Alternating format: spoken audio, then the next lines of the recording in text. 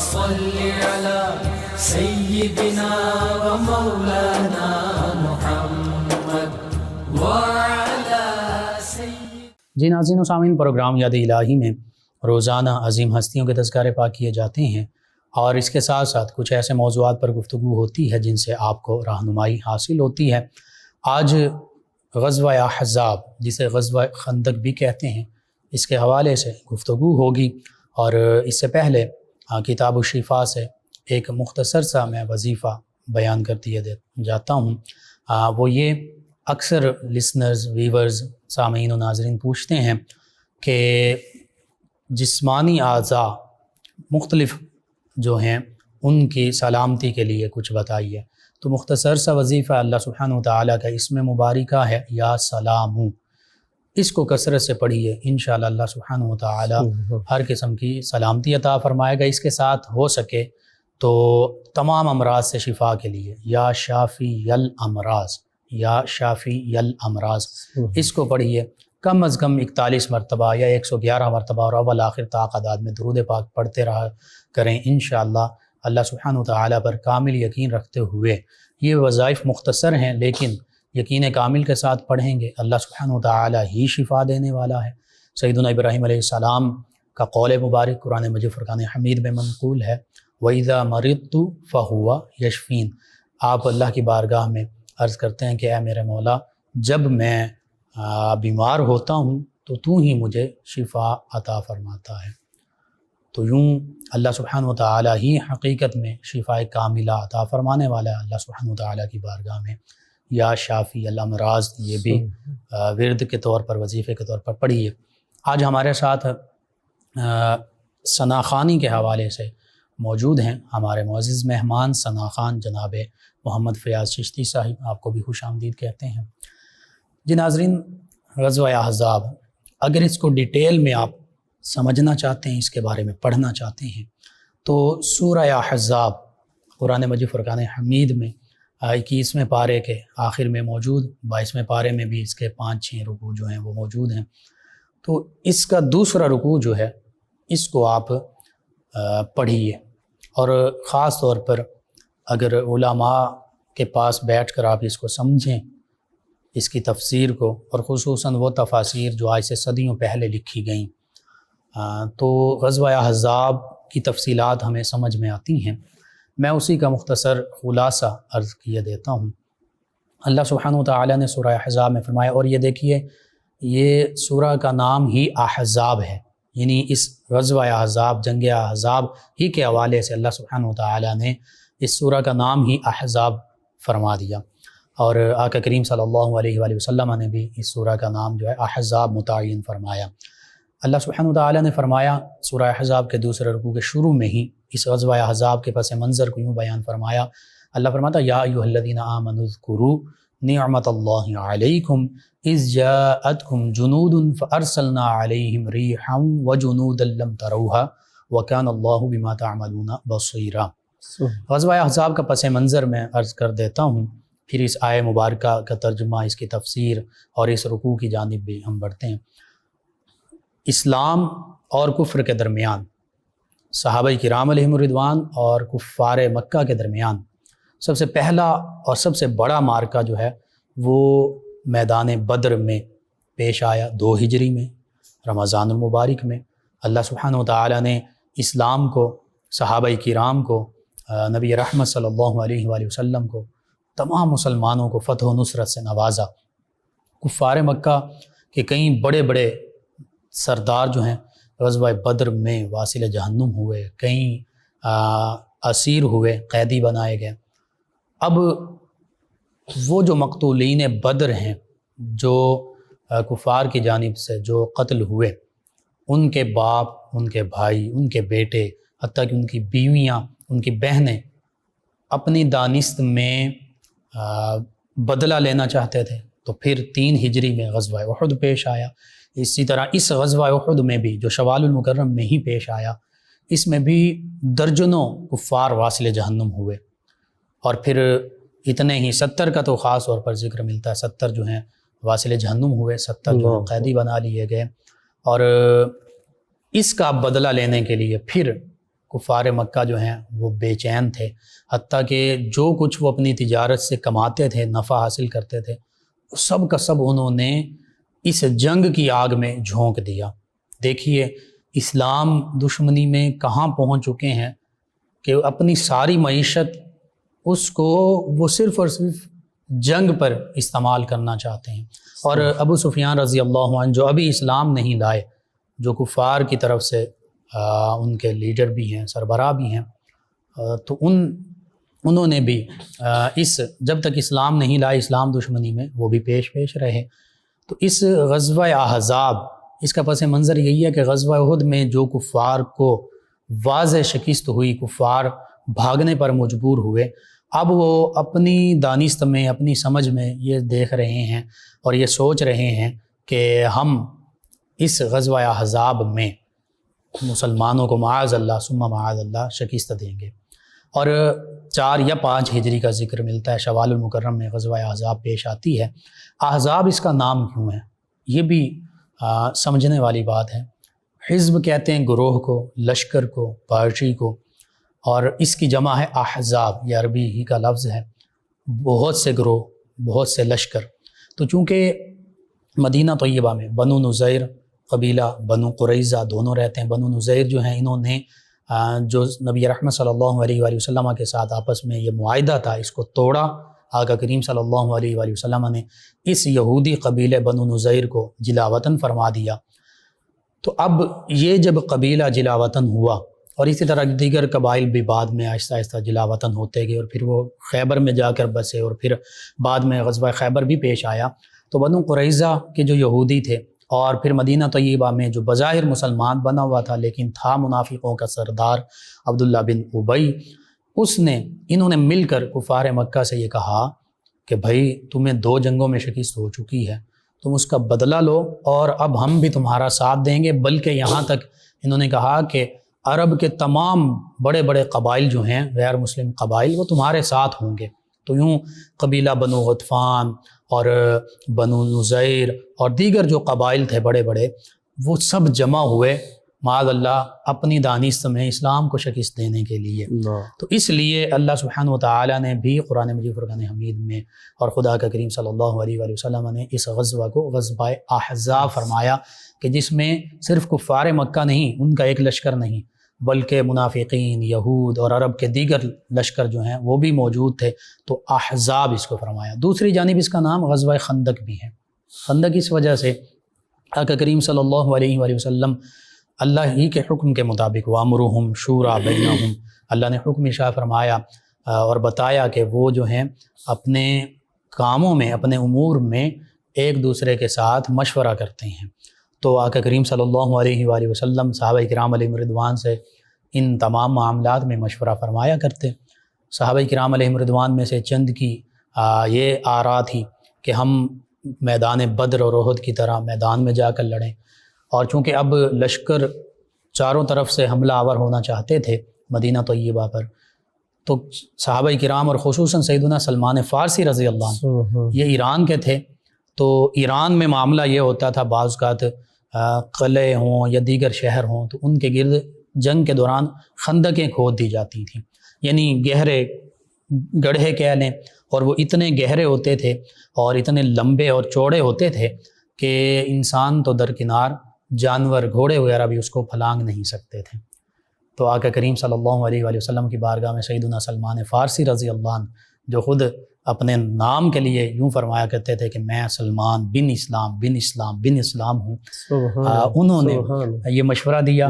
تو اس موقع پر آقا کریم صلی اللہ علیہ وآلہ وسلم نے ان کے اس مشورے کو قبول فرمایا اور خندق کھودی گئی۔ صحابہ کرام علیہم رضوان نے بھی خندق کھودی۔ خود آقا کریم رؤوف الرحیم علیہ الصلاۃ والتسلیم بھی بنفس نفیس ساتھ شامل رہے۔ ایک موقع پر ایک چٹان اتنی سخت آئی کہ بظاہر صحابہ کرام علیہم رضوان سے وہ کھودی نہ جا سکی۔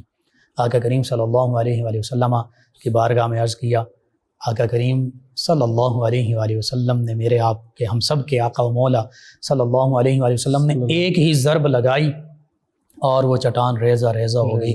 یہ نبوت کی طاقت تھی جو اللہ سبحانہ وتعالی نے آپ کو عطا فرمائی، کہ جو چٹان کسی سے بھی توڑی نہیں جا رہی، آقا کریم صلی اللہ علیہ وآلہ وسلم نے ایک ہی ضرب لگائی وہ ٹوٹ گئی۔ تو یوں آقا کریم صلی اللہ علیہ وآلہ وسلم خود بنفس نفیس شامل رہے سپہ سالار اعظم اس کائنات میں، اور اسلام کے سب سے پہلے سب سے بڑے سپہ سالار بھی ہمارے آقا مولا صلی اللہ علیہ وآلہ وسلم ہی ہیں۔ تو اب اس موقع پر عرب کا ایک پہلوان غالباً عبد ود، اس نے کسی طریقے سے جہاں سے وہ پاٹ کی چوڑائی کم تھی وہاں سے سواری کے ذریعے پھلانگ لیا، تو آگے کون ہے؟ سیدنا علی المرتضیٰ کرم اللہ وجہ الکریم اسد اللہ، اللہ کے شیر حیدر کرار، انہوں نے اس کو واصل جہنم کر دیا۔ اور یہ ایسی جنگ ہے، یہ ایسا غزوہ ہے ناظرین و سامعین، صحابہ کرام علیہم الرضوان جو مرد ہیں وہ تو شامل تھے ہی، وہ تو سینہ سپر تھے ہی۔ نبی رحمت صلی اللہ علیہ وآلہ وسلم کی پیاری پھپھی جان سیدہ صفیہ رضی اللہ عنہا، جو سید الشہداء اسد اللہ و اسد الرسول سیدنا امیر حمزہ رضی اللہ عنہ کی بہن ہیں، انہوں نے بھی باقاعدہ ہتھیار سنبھالے ہوئے ہیں، خواتین اور بچوں اور مدینہ طیبہ کی حفاظت کے لیے وہ بھی، اور دیگر خواتین بھی موجود ہیں۔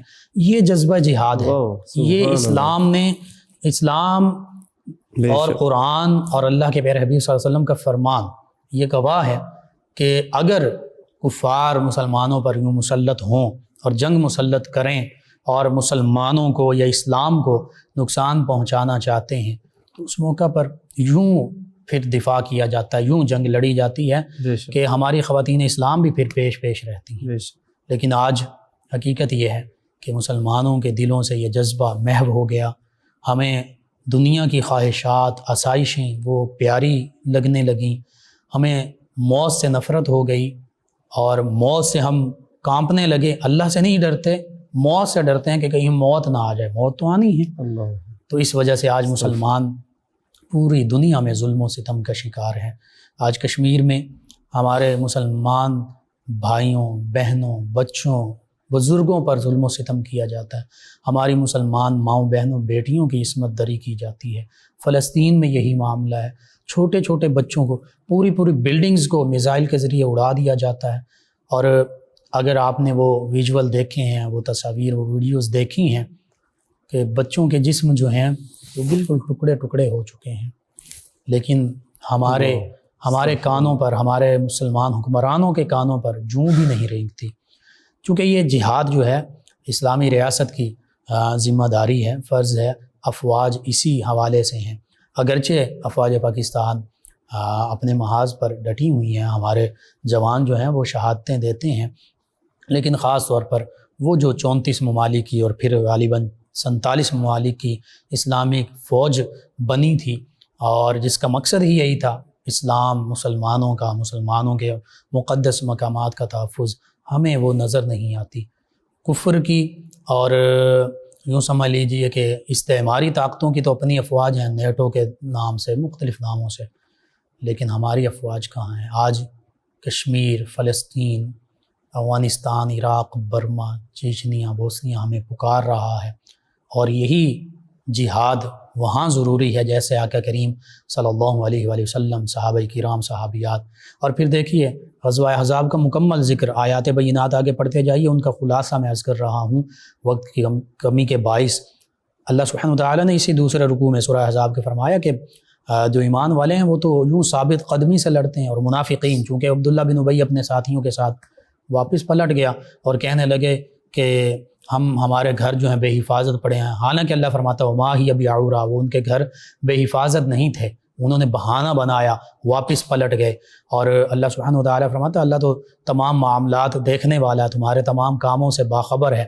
اور پھر یہ بھی اسی سورہ احزاب کے دوسرے رکوع میں صحابہ کرام علیہم رضوان نے دیکھا کہ چاروں طرف سے، اوپر سے، نیچے سے، یعنی بلندیوں سے، گھاٹیوں سے، ہر طرف سے دشمن جو ہے وہ ابل پڑا ہے۔ تو بظاہر وہ دشمن کو دیکھنے کی وجہ سے، اور خصوصاً منافقین کا ذکر ہے کہ وہ تو گھبرا گئے کہ یہ کیا معاملہ ہو گیا۔ تو اللہ سبحانہ وتعالیٰ فرماتا یا ایھا الذین آمنوا اذکروا، اے ایمان والو یاد کرو نعمت اللہ علیکم، اس نعمت کو جو اللہ سبحانہ وتعالیٰ نے تم پر فرمائی، اذ جاءتکم جنود، جب ایک لشکر، بڑا لشکر تم پر حملہ آور ہوا، فارسلنا علیہم ریحا، تو ہم نے طوفان، آندھی، ہوا بھیجی، وجنودا اور ایک ایسا لشکر بھیجا، لم تروہا جسے تم نہیں دیکھ رہے تھے، وکان اللہ بما تعملون بصیرا، اللہ سبحانہ وتعالی تمہاری ہمت، شجاعت اور بہادری کو بھی دیکھ رہا تھا، منافقین کی بزدلی کو بھی دیکھ رہا تھا، کفار کی چالوں کو بھی دیکھ رہا تھا۔ اور اللہ فرماتا ہے، یہ آیت مبارکہ اللہ سبحانہ وتعالی نے ہوا، آندھی، طوفان کی شکل میں بھیجی، اور وہ صرف اور صرف اس جگہ پر آئی جہاں وہ کفار کا لشکر موجود تھا۔ ان کے خیمے اڑ گئے، تنابیں ان کی اڑ گئیں، ان کے برتن، بڑی بڑے وہ دیگیں جو کھانے کے لیے رکھی ہوئی تھیں وہ الٹ پلٹ ہو گئے، ان کے جانور جو ہیں وہ بدحواس ہو گئے، بھاگنے لگے، دوڑنے لگے، حتیٰ کہ محدثین نے، سیرت نگاروں نے لکھا، احادیث مبارکہ اور سیرت کی کتابیں پڑھی ہے کہ لوگ جو ہیں، چند ایک لوگ ان کے وہ ہوا میں اڑنے لگے۔ تو اس موقع پر ابو سفیان انہوں نے کہا کہ بھائی اب ہمارا راشن بھی ختم ہو چکا ہے، تمام ساز و سامان بھی ہمارا درہم برہم ہو چکا ہے، ہر چیز الٹ پلٹ ہو گئی ہے، اب ہم میں ٹھہرنے کی ہمت نہیں، واپس بھاگو۔ شور مچ گیا کہ کوچ کرو، کوچ کرو۔ تو یوں کفار کو، اور وہ احزاب کی شکل میں جو آئے تھے، مختلف لشکروں کی شکل میں، اللہ سبحانہ وتعالی نے یوں طوفان بھیجا۔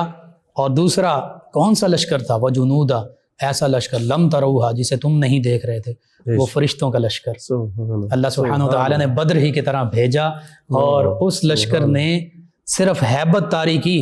یہ مفسرین، محدثین نے اس کی مکمل تفسیر لکھی، تفصیل بھی بیان کی کہ غزوہ بدر کی طرح انہوں نے کفار کو مارا نہیں، ہاں ان کے دلوں پر رعب اور ہیبت طاری کر دی اور وہ بھاگ اٹھے۔ یوں اللہ سبحانہ وتعالی نے غزوہ خندق میں، غزوہ احزاب میں اپنے پیارے حبیب مکرم صلی اللہ علیہ وآلہ وسلم اور صحابہ کرام علیہم رضوان اور اسلام کو شان و شوکت اور فتح و نصرت سے نوازا۔ یعنی فضائے بدر پیدا کر فرشتے تیری نصرت کو اتر سکتے ہیں گردوں سے، قطار اندر قطار اب بھی۔ یہ معاملہ ہے کہ اللہ فرماتا ہے وَلَا تَهِنُوا وَلَا تَحْزَنُوا وَأَنْتُمُ الْأَعْلَوْنَ إِن كُنتُم مُؤْمِنِينَ، کہ نہ تم سستی اور کمزوری دکھاؤ، نہ غم کرو، نہ ڈرو، بلکہ تم غالب ہوگے ان کنتم مؤمنین، اگر تم سچے مومن ہو۔ تو آج بھی یہی اللہ کا وعدہ ہمارے لیے بھی موجود ہے۔ اگر ہم وہن کی بیماری میں پڑ جاتے ہیں، دنیا کی آسائشوں میں پڑ جاتے ہیں، تو پھر یہ وعدہ ہمارے لیے نہیں، پھر اس کا مطلب یہ ہے کہ ہم نے اپنی خواہشات کو اپنا الہ، اپنا معبود بنا لیا، اللہ کے حکم کو تو ہم نے پس پشت ڈال دیا۔ لیکن اگر ہم حقیقی معنوں میں ایمان والے ہیں تو دیکھیے آذربائیجان آج سے چند ماہ پہلے، 6 ماہ تقریباً 6-7 ماہ پہلے انہوں نے جہاد کیا، وہ اپنی زمین کے لیے لڑے، اپنے حق کے لیے لڑے، کارا بوخ کے لیے لڑے، جیسے ہمارا کشمیر ہے یا فلسطین ہے، قبضہ کیا ہوا یہود و ہنود نے۔ تو اللہ سبحانہ وتعالی نے ان آذربائیجان کے ہمارے مسلمان بھائیوں کو، بظاہر وہ سیکولرزم کی طرف یا بے عملی کی طرف، لیکن اس ایک اللہ کے وعدے پر عمل کیا تو اللہ نے اپنا وعدہ پورا کر دکھایا۔ انہوں نے جہاد کیا، وہ لڑے، وہ کارا بوخ کا علاقہ جو 22 سال سے وہ مانگ رہے تھے، مذاکرات ہو رہے تھے، نہیں مل سکا تھا، لیکن جہاد کی بدولت اللہ سبحانہ وتعالی نے انہیں وہ اپنا علاقہ واپس عطا فرما دے۔ یہ ہمارے لیے آج بھی مثال ہیں۔ بس اللہ سبحانہ وتعالی سے دعا ہے اللہ تعالی ہمیں نبی رحمت صلی اللہ علیہ وآلہ وسلم اور صحابہ کرام علیہم رضوان ہی کی طرح جذبہ جہاد، جذبہ شوق شہادت عطا فرمائے۔ اور آج عالم اسلام کو اتحاد کی ضرورت ہے، متفق متحد ہونے کی ضرورت ہے، اور جہاد جو حقیقی معنوں میں جب اس کی ضرورت ہوتی ہے، یعنی مسلمانوں کے دفاع کے لیے، مسلمانوں پر ظلم و ستم کو ختم کرنے کے لیے جب ظلم و ستم ہو رہا ہے تو اس پر عمل پیرا ہونے کی توفیق عطا فرمائے، آمین۔ ناظرین، ہمارے ساتھ ہمارے معزز مہمان ثنا خان جناب محمد فیاض چشتی صاحب، جو کہ نبی رحمت صلی اللہ علیہ وآلہ وسلم کی بارگاہ میں گلہائے عقیدت پیش کریں گے۔ جی جناب محمد فیاض چشتی صاحب۔ اللہم صلی علی سیدنا و مولانا محمد وعلی سید۔ کاش وہ چہرہ میری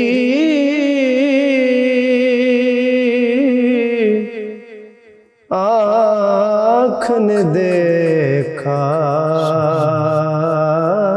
ہوتا، کاش کاش وہ چہرہ میری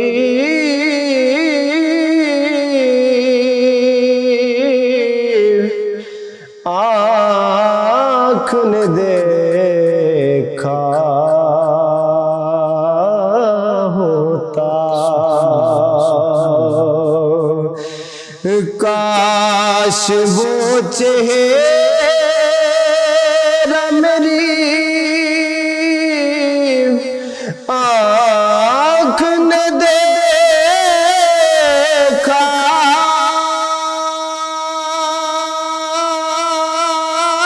ہوتا،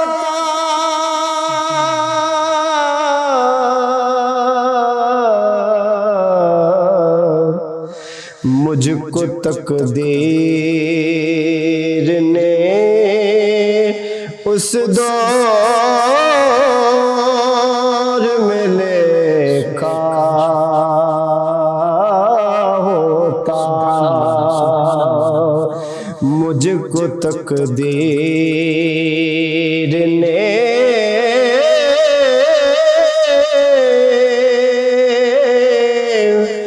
اس دور میں لکھا ہوتا،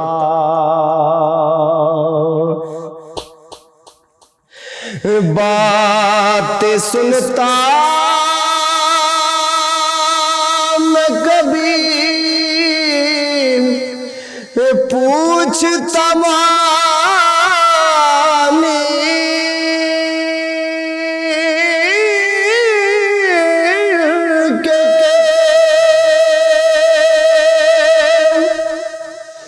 باتیں سنتا میں کبھی پوچھتا وانی کہ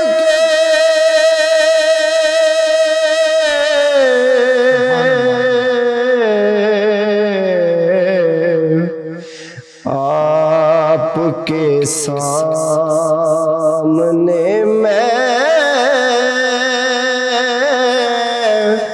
اصحاب میں بیٹھا ہوتا، آپ کے سامنے میں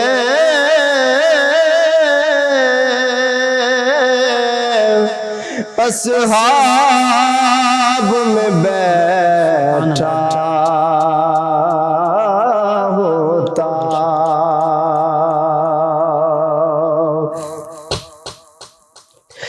اور ہر سیاہ رات میں سورج ہے حدیث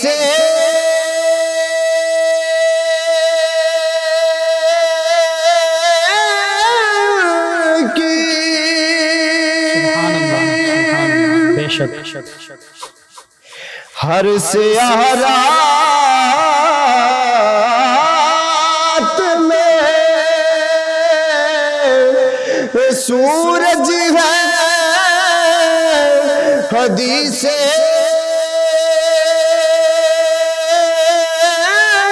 کی،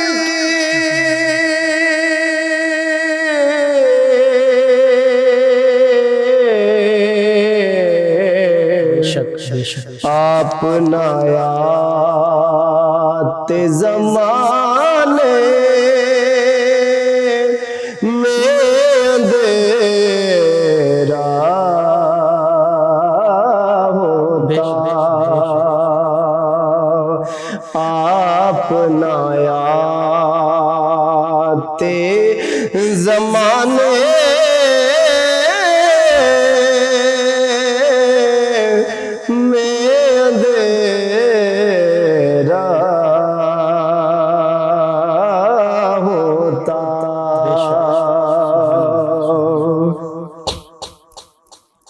اور فخر جب مسجد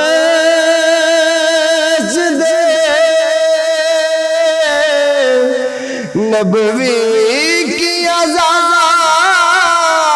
میں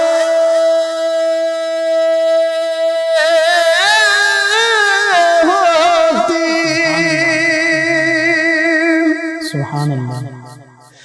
فخر جب مسجد نبوی کی اذان ہوتی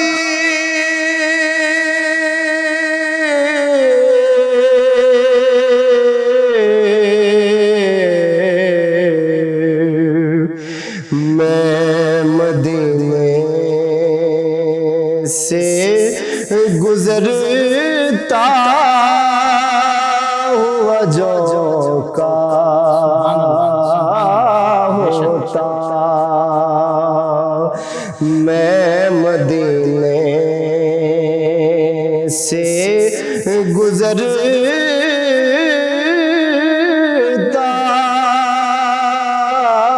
ہوا جو کا ہوتا کاش وہ چہرہ میری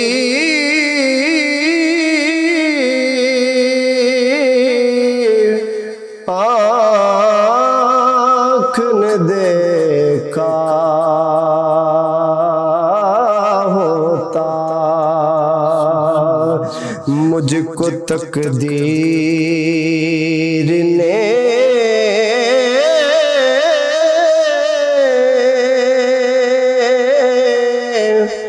اس دور میں لکھا ہوتا. جزاک اللہ جزاک اللہ. ماشاء اللہ ماشاء اللہ. اللهم صل على سيدنا ومولانا محمد وعلى سيدنا. ناظرین سامعین، اس دوران ہمیں جوائن کیا ہمارے ریگولر لسنرز ہیں افتخار ڈوگر صاحب ہیں، بابا نونا صاحب ہیں، غلام رسول صاحب ہیں، علی عباس صاحب، احمد صاحب، غلام حسین صاحب 208 چک ڈوگرا والا سے. گردے کی بیماری کا انہوں نے وظیفہ پوچھا ہے. سورہ بقرہ پہلے پارے میں غالباً آیت مبارکہ 74 ہے. ثم قست قلوبکم من بعد ذلك فهي كالحجارة او اشد قسوة وان من الحجارة لما يتفجر منه الانهار وان منها لما يشقق فيخرج منه الماء وان منها لما يهبط من خشية الله وما الله بغافل عما تعملون.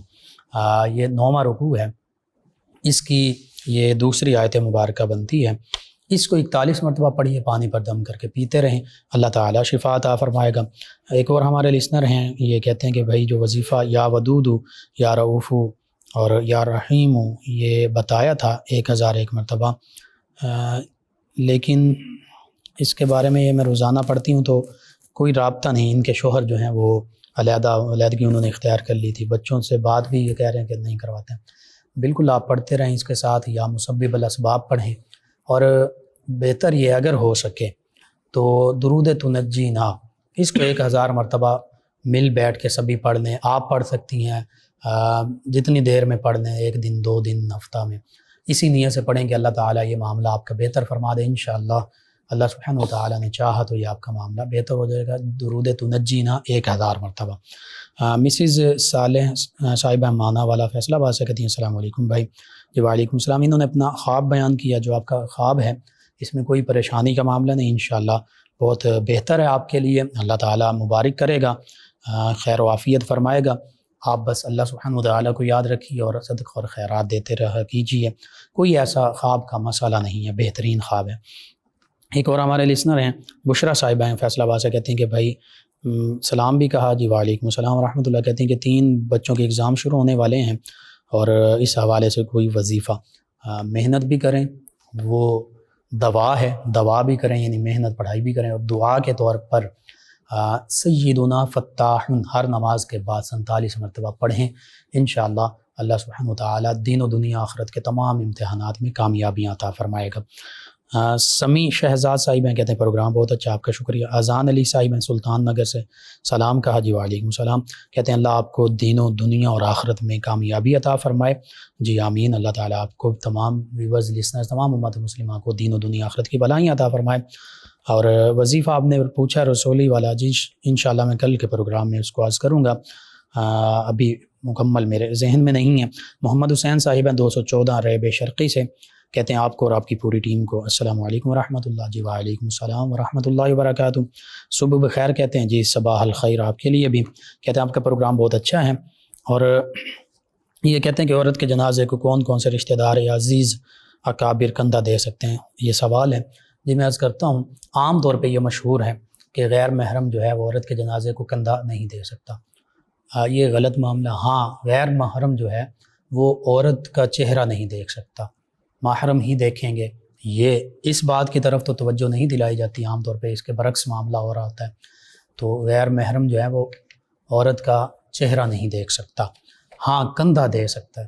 اس کی وجہ یہ کہ کندھا جو ہے وہ چارپائی کو دیا جاتا ہے، تو وہ دے سکتا ہے کندھا، یہ شرعاً اس میں کوئی رکاوٹ نہیں، کوئی ممانعت نہیں، لیکن یہ شرعاً ممنوع ہے، ناجائز ہے کہ عام طور پہ بھی غیر محرم عورت کی طرف نظر اٹھائی جائے، یہ حرام ہے۔ اور خاص طور پر جو اب وفات پا چکی ہیں ان کے چہرے کو دیکھنا غیر محرم اگر ہیں تو یہ منع ہے، شریعت میں اس کو منع کیا گیا ہے۔ تو اس حوالے سے جو اصل چیز ہوتی ہے اس سے ہم رکتے نہیں ہیں، اکثر دیکھا جاتا ہے کہ غیر محرم بھی دیکھ رہے ہوتے ہیں چہرہ خواتین کا، اور اسی طرح اس کے برعکس بھی ہوتا ہے، غیر محرم مرد کا چہرہ جو ہے غیر محرم خواتین دیکھ رہی ہوتی ہیں، وہاں کوئی نہیں روکتا۔ لیکن کندھا دینے کے معاملے میں یہ مشہور ہو چکا ہے کہ جی نہیں کندھا نہیں دینا، کندھا دیا جا سکتا ہے، چہرہ نہیں دیکھا جا سکتا غیر محرم مرد و خواتین کا۔ یہ آپ کے سوالات کے جوابات، آپ کا شکریہ، آپ نے ہمیں جوائن کیا، تو اپنی پسندیدگی اور فیڈ بیک سے آگاہ کرتے ہیں۔ آخر میں دوبارہ چاہوں گا ہمارے مہمان ثنا خان جناب محمد فیاض چشتی آقا کریم رؤوف الرحیم علیہ صلاۃ و تسلیم کی بارگاہ میں گلہائے عقیدت پیش کریں گے۔ جی جناب محمد فیاض چشتی صاحب۔ اللهم صل على سيدنا ومولانا محمد وعلى نصیب والیانو یار دے دیدار ہوندے نے، نصیب والیانو یار دے دیدار ہوندے نے، نصیب والیانو یار دے دیدار ہوندے نے، کدوں اس دے کرم باجو جی بیڑے پار ہوندے نے، کدوں اس دے کرم باجو جی بیڑے پار ہوندے نے، پلوں دے نہیں کدی آقا نمانی اس امت نو، سبحان اللہ۔ پلوں دے نہیں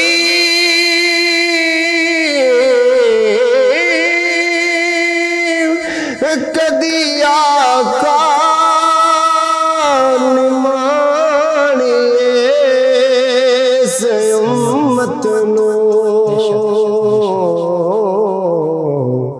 پاویں رب کول عرشاں تے پاویں وچ غار ہوندے نے،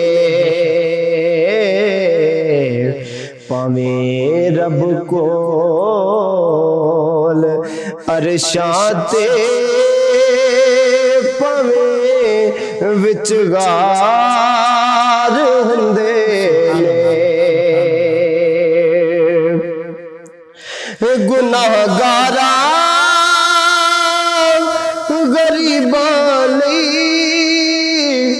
دن راتی دعا کرنی گناہگاراں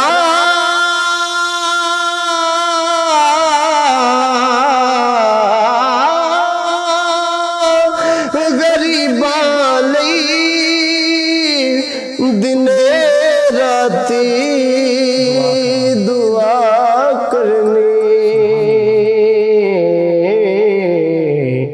اینوں کہندے نے غم خاری تینج غم خار ہوندے نے اینوں کہندے نے غم خاری تینج غم خار ہوندے نے حسین بنے علی دسیا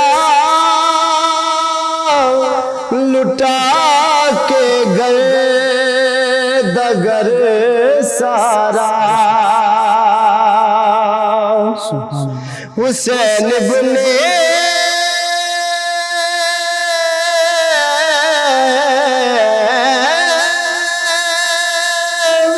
علی دسیا لٹا کے گھر دگر سارا رضا جے یار دی ہووے کدوں انکار ہوندے نے رضا جے یار دی ہووے کدوں انکار ہوندے نے ظہیر و خوف نہیں رکھ دے حشر دے امتحان دا ظہیر و